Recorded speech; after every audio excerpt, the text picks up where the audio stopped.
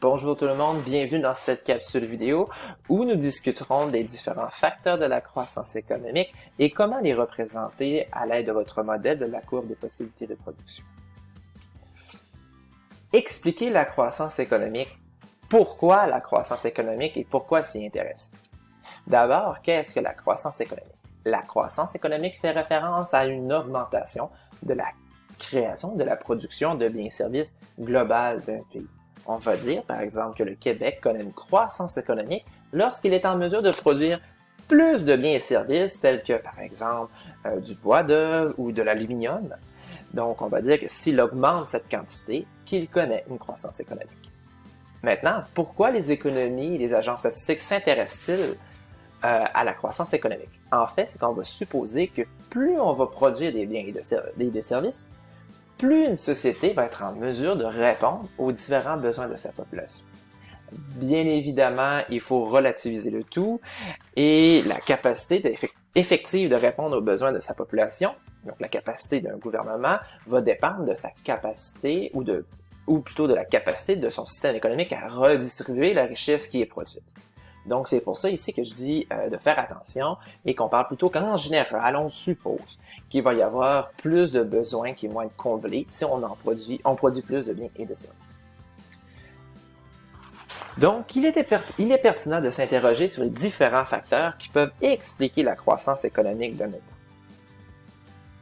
Donc, d'où vient la croissance économique?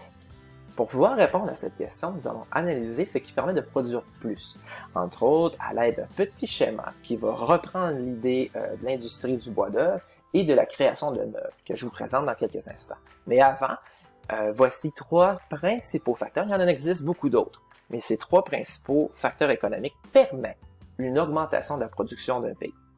Nous avons tout d'abord l'augmentation des ressources disponibles. Par exemple, des ressources naturelles, des ressources humaines. Nous avons également la quantité d'usines disponibles ou en chantier qui permet une augmentation de la quantité de biens et services produits. Nous avons également l'innovation technologique. Par exemple, l'arrivée d'Internet a permis de changer de façon incroyable la manière dont nous produisons nos choses aujourd'hui. Nous avons également l'amélioration du capital humain, c'est-à-dire du savoir-faire de nos travailleurs. L'enseignement de meilleures pratiques et le développement de compétences spécifiques à un domaine permet d'augmenter la productivité des travailleurs et ainsi leur capacité à produire plus de biens et de services. Donc, allons-y avec notre petite analogie de l'industrie du bois et du meuble. Tout d'abord, nous savons que la production de meubles nécessite des usines, à l'intérieur de laquelle sont assemblées et transformées la matière première. Cette usine permet de créer des meubles, ce qui est une création de richesses et de biens et de services. Lorsque nous parlons de la croissance économique, cela signifie que pendant une période donnée, il y a plus de biens et de services qui sont créés. Donc, qu'est-ce qui permet plutôt d'augmenter cette capacité à produire? Eh bien, il faut y aller avec le départ. C'est-à-dire que pour pouvoir produire des meubles, nous avons besoin de travailleurs, et nous avons également besoin de ressources naturelles, qui, une fois qu'ils sont coupées, transformées et assemblées en usine, permet de créer les fameux meubles. Donc, qu'est-ce qui va permettre maintenant d'augmenter cette quantité? Eh bien, la découverte de toutes nouvelles ressources économiques, telles que, par exemple, de nouvelles forêts à exploiter, permet en fait d'augmenter la production de meubles, puisque en général, plus de la ressource est disponible, moins elle est dispendieuse, ce qui permet d'augmenter la production qui en suit. Et à l'inverse, par exemple, un feu de forêt pourrait ruiner la quantité de bois disponible et ainsi limiter la croissance économique. Un autre facteur explicatif de la croissance économique serait une augmentation du nombre de travailleurs. Plus de mains disponibles permet effectivement d'assembler plus de meubles et donc d'en créer plus sur une période donnée. Il y a également la construction, le développement ou l'augmentation des capacités d'une usine existante. Évidemment, plus d'usines sont créées et qu'elles sont destinées à la création de meubles, plus la production sera importante. Il y a également un autre facteur important qu'il ne faut pas négliger et c'est celle de la technologie. Par exemple, le développement de scies plus performantes permettrait ici à mes travailleurs d'augmenter leur production, de même que la création d'une toute nouvelle usine d'assemblage, par exemple, plus productive, permettrait de créer plus de biens et services au moindre coût, en moins de temps. Donc, nous assisterions encore une fois à la croissance économique. Un autre facteur à ne pas négliger est évidemment la formation de nos travailleurs. Le développement de meilleures techniques, par exemple, pour couper le bois ou assembler les meubles. L'apprentissage de compétences spécifiques permet d'augmenter la productivité de nos travailleurs et donc de produire plus sur une période de temps donnée, ce qui permet, encore une fois, une croissance économique. Je vous ai dit au début de cette capsule vidéo que nous allons en fait apprendre comment représenter graphiquement la croissance économique à l'aide du modèle de la courbe des possibilités de production. Donc, rapidement, ici, pour le bien de l'exemple, nous allons avoir deux secteurs, celui du bois et celui de l'aluminium. Comme ça. Et puisqu'il s'agit d'un exemple, je vais prendre les deux mêmes secteurs. Donc, bois et de l'aluminium. Ici, je vous rappelle qu'on va prendre, voilà, comme ceci, on va le nommer CPP1 pour courbe des possibilités de production 1. Même chose ici, CPP1.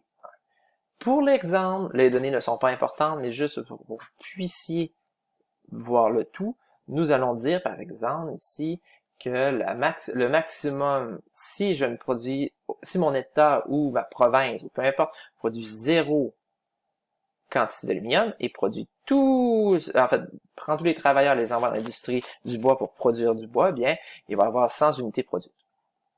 De même que s'il n'y a aucune unité de bois produite et 100 unités, et qu'on produit le maximum d'aluminium possible, il va y avoir 100 unités d'aluminium de produite. Ce qui va nous donner au final la fameuse courbe des possibles de production. Même chose ici, voilà. Donc ici, attention, il faut distinguer deux types de croissance économique. Celle liée à deux secteurs et celle liée à un seul des deux secteurs. Voici un exemple pour illustrer la différence. Supposons que nous avons une augmentation du nombre de travailleurs. Pour une raison quelconque, plus de travailleurs sont disponibles à travailler pour cet exemple-ci, dans les deux secteurs. Donc, une augmentation du nombre de travailleurs dans les deux secteurs. Puisqu'on sait que maintenant qu'il s'agit d'un facteur de la croissance économique, nous allons pouvoir représenter à l'aide d'une toute nouvelle droite l'impact de cette augmentation des facteurs de production. Eh bien, voici comment le faire. Nous allons supposer par exemple qu'au lieu d'avoir 100, notre maximum de bois produit soit de 100, il va maintenant devenir 150. Même chose ici. Puisque les deux secteurs se trouvent affectés, ici notre nouveau maximum sera également à 150. Ce qu'il nous reste à faire, allier ensemble les deux maximums, comme ceci. Donc, vous voyez ici qu'il y a un déplacement vers l'extérieur de mon graphique de mes deux secteurs, ce qui va symboliser, donc ma CPP2, une augmentation des possibilités de production. Ici, on va reprendre le même exemple, mais on va un peu changer l'histoire. À la place, ce que nous allons dire, c'est que au lieu d'avoir une augmentation du nombre de travailleurs dans deux secteurs, nous avons une augmentation du nombre de travailleurs dans l'industrie du bois. Donc, vous comprendrez que les capacités de production dans l'industrie de l'aluminium demeurent les mêmes. Donc, nous n'allons pas modifier le maximum d'aluminium produit. Par contre, pour ce qui est du bois, oui, celui-ci dernier augmente. Ce qui fait en sorte que la toute nouvelle droite de CPP ici va venir se fondre avec l'ancien maximum en aluminium. Donc, vous voyez ici qu'il y a un déplacement vers l'extérieur, mais seulement pour le secteur du bois, et que le maximum d'aluminium, lui, demeure le même. Donc, maintenant, vous savez quels sont les trois facteurs principaux de la croissance économique, de même comment les représenter à l'aide du modèle de la courbe des possibilités de production.